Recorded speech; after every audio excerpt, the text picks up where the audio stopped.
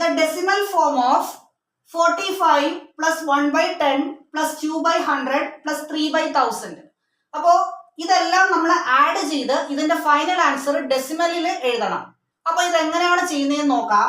അപ്പൊ 45ന്റെ കൂടെ നമ്മൾ ആഡ് ചെയ്യേണ്ടത് 1/10, 2/100, 3/1000 ആണ്. അപ്പൊ ഈ 1/10നെ ഡെസിമൽ ഫോമിലാക്കി എഴുതുവാണ്. അപ്പൊ എങ്ങനെ ഡെസിമൽ ഫോമിലാക്കി എഴുതാം? ആദ്യം 1 എഴുതുക. ഇനി ഇവിടെ നോക്കാം, 10 വെച്ചാണ് 1നെ ഡിവൈഡ് ചെയ്യുന്നത്.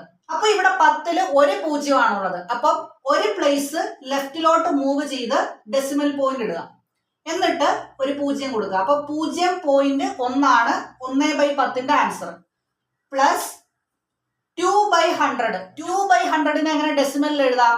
ആദ്യം 2 എഴുതുക. ഇനി ഇവിടെ എത്ര 0 ഉണ്ടെന്ന് നോക്കാം. 2 0 ഉള്ള 100 വെച്ചാൽ ഡിവൈഡ് ചെയ്തേക്കുന്ന. ലെഫ്റ്റിലോട്ട് 2 പ്ലേസ് മൂവ് ചെയ്തതിന് ശേഷം ഒരു ഡെസിമൽ പോയിന്റ് കൊടുക്കുക. ഇവിടെ 0 കൊടുക്കുക. അപ്പൊ നമ്മുടെ ആൻസർ 0.02 ആണ്. അടുത്ത ആഡ് ചെയ്യേണ്ടത് 3/1000 ആണ്. അപ്പൊ 3/1000നെ എങ്ങനെ എഴുതാം? ആദ്യം 3 എഴുതുക. ഇവിടെ 3 0 ഉള്ള 1000 വെച്ചാണ് ഡിവൈഡ് ചെയ്തേക്കുന്നത് 3ന്. അപ്പോ 1, 2, 3 3 പ്ലേസ് മൂവ് ചെയ്തതിന് ശേഷം ഡെസിമൽ പോയിന്റ് ഇടുക.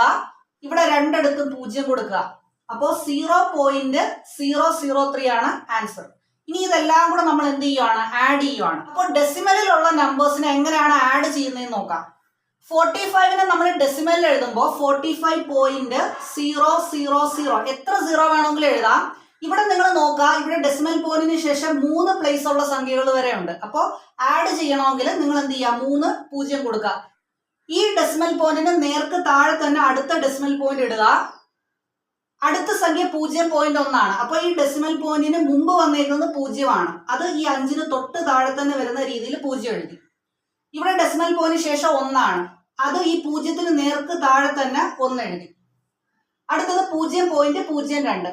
അപ്പൊ ഈ 0.02ന്റെ പോയിന്റും എന്താണ്? ഇതിന് നേർക്ക് വരണം. ഈ പോയിന്റിന് ഇടതുവശത്ത് കിടക്കുന്നത് 0 ആണ്. അത് ഈ 0ന് തൊട്ട് താഴെ വരണം.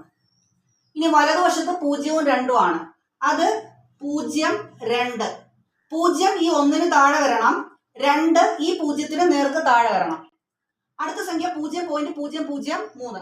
അപ്പൊ ഇവിടെ ഡെസിമൽ പോയിന്റ് ഇടുക.